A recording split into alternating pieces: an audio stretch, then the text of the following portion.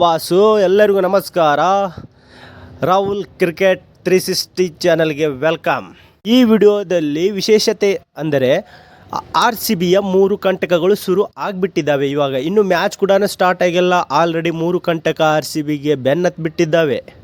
ಆ 3 ಕಂಟಕಗಳನ್ನು ನೋಡೋದಾದರೆ ಅವು ಮೊದಲನೇ ಕಂಟಕದಲ್ಲಿ ಮೇನ್ ಆಗಿ ನಮ್ಮ RCB ತಂಡದ ಓಪನಿಂಗ್ ಬ್ಯಾಟ್ಸ್ಮನ್ ವಿರಾಟ್ ಕೊಹ್ಲಿ ಮತ್ತು ಫಿಲಿಪ್ ಸಾಲ್ಟ್ ಅವರು ಪವರ್ ಪ್ಲೇಯಲ್ಲಿ ಚೆನ್ನಾಗಿ ಆಡಿದ್ದರೆ ಚೆನ್ನಾಗಿ ಸ್ಕೋರ್ ಬರುತ್ತೆ. ಇಲ್ಲ ಅಂದರೆ sunrise Hyderabad captain dangerous Pat Cummins ಇವರ ಬಾಲನ್ನು ಪೇಸ್ ಮಾಡಬೇಕಾಗತ್ತೆ. ಪ್ಯಾಟ್ ಕಮಿನ್ಸ್ ಅವರು ಪವರ್ ಪ್ಲೇಯಲ್ಲಿ 2 ಓವರ್ಗಳನ್ನು ಹಾಕುವಂಥ ಅವಕಾಶಗಳಿದೆ. ಏಕೆಂದರೆ ನಮ್ಮ RCBಯ opener dangerous batsman Philip Salt ಅವರು ಬರೀ ಬಾಲನ್ನು ಹೊಡೆಯೋಕ್ಕೆ ನೋಡ್ತಾರೆ. ಬಟ್ ಆ ಹೊಡೆತದಲ್ಲಿ ಏನಾದ್ರು ಮಿಸ್ ಆಗಿ ಕ್ಯಾಚ್ ಆಗುವ ಸಂಭಾವನೆ ಕೂಡ ಇದೆ. ನೆಕ್ಸ್ಟ್ ಓಪನರ್ಸ್ ಹೇಳೋದಾದರೆ ವಿರಾಟ್ ಕೊಹ್ಲಿ ಇವರಿಗೆ ಸ್ವಲ್ಪ ಸಮಸ್ಯೆ ಆಗತ್ತೆ ಸ್ಪಿನ್ನರ್ ಎದುರುಗಡೆ. ವಿರಾಟ್ ಕೊಹ್ಲಿ ಕೂಡ ಆಫ್ಟರ್ ಲಾಂಗ್ ಟೈಮ್ ನಂತರ ಇವರು ಬ್ಯಾಟ್ ಹಿಡಿಯುವ ಸಂಭಾವನೆ ಇದೆ. ಆದ್ದರಿಂದ ವಿರಾಟ್ ಕೊಹ್ಲಿ ಅವರು ಕೂಡ ಎಚ್ಚರಿಕೆಯಿಂದ ಆಡಬೇಕು ಮತ್ತು ರನ್ಗಳನ್ನು ತಂದು ಕೊಡಬೇಕು ಪವರ್ ಪ್ಲೇಯಲ್ಲಿ.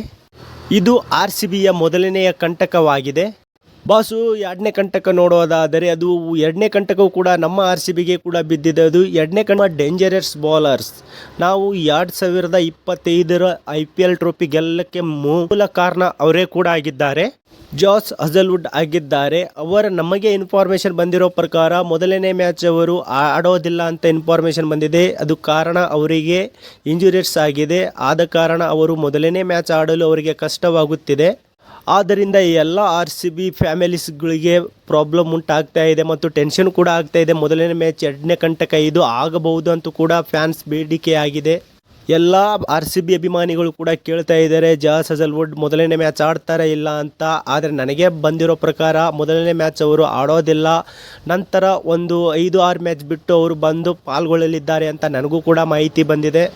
ಸೊ ಇದು ನಮ್ಮ RCBಯ ಎರಡನೇ ಕಂಟಕವಾಗಿದೆ. ಇನ್ನು ಮೂರನೇ ಕಂಟಕ ಅಂದರೆ ಆಲ್ರೆಡಿ ನಾವು 2 ಕಂಟಕಗಳನ್ನು ನೋಡಿದರೆ ಮೂರನೇ ಕಂಟಕ ಮಹಾಯುದ್ಧ ಥರ ಕಂಟಕ ಇದೆ. ಏಕೆಂದರೆ ನಾವು ಪ್ರತಿ ವರ್ಷ ಮೊದಲನೇ ಮ್ಯಾಚು ಸೋಲುತ್ತಲೇ ಬಂದಿದ್ದೀವಿ. ಅದು ಗೊತ್ತಿಲ್ಲ, ನಮ್ಮ RCBಯ ಫ್ಯಾನ್ಸ್ಗಳ ಬೇಡಿಕೆಯಾಗಿದೆ. ಅದು ಏನೆಂದರೆ ಪ್ರತಿ ವರ್ಷದ IPLನಲ್ಲಿ ನಮ್ಮ RCB ತಂಡ ಪ್ರತಿ ಮ್ಯಾಚ್ ಮೊದಲನೆಯದು ಅದು ಸೋಲುತ್ತಲೇ ಬಂದಿದೆ. ನಮ್ಮ RCB ಹೇಟರ್ಸ್ ಪ್ರತಿ ವರ್ಷ ಹೇಳ್ತಿರ್ತಾರೆ ನೀವು ಮೊದಲನೇ ಮ್ಯಾಚು ಸೋಲಿದ್ದು ಯಾರಿಗೆ ಬಿಟ್ಟುಕೊಟ್ರಿ ಅಂತ. ಆವಾಗ ನಮ್ಮದು ಕೂಡ ಒಂದು ಎತ್ತಿದ ಕೈ ಇರುತ್ತೆ. ನಾವು ಮೊದಲನೇ ಮ್ಯಾಚು ದೇವರಿಗೆ ಅರ್ಪಣೆ ಮಾಡಿದ್ದೇವೆ ಅಂತ ಹೇಳಿ ನಾವು ಕೂಡ ಹೇಳುತ್ತಾ ಬಂದಿದ್ದೀವಿ. ಸೊ ಈ ವರ್ಷ ಈ ರೀತಿ ಆಗಬಾರ್ದು. ನಮ್ಮ RCB ತಂಡ ಬಲಿಷ್ಠವಾಗಿದೆ. ತಾವೆಲ್ಲರೂ ಕೂಡ ನಮ್ಮ ಮೊದಲನೇ ಮ್ಯಾಚ್ RCB ಮತ್ತು ಸನ್ರೈಸ್ ಎದುರಾಳಿಗಳಿಗೆ ಬಡಿಯುವ ರೀತಿಯಲ್ಲಿ ಪ್ರಾರ್ಥನೆ ಮಾಡಿಕೊಳ್ಳಿ. ಎಲ್ಲರಿಗೂ ಥ್ಯಾಂಕ್ ಯು.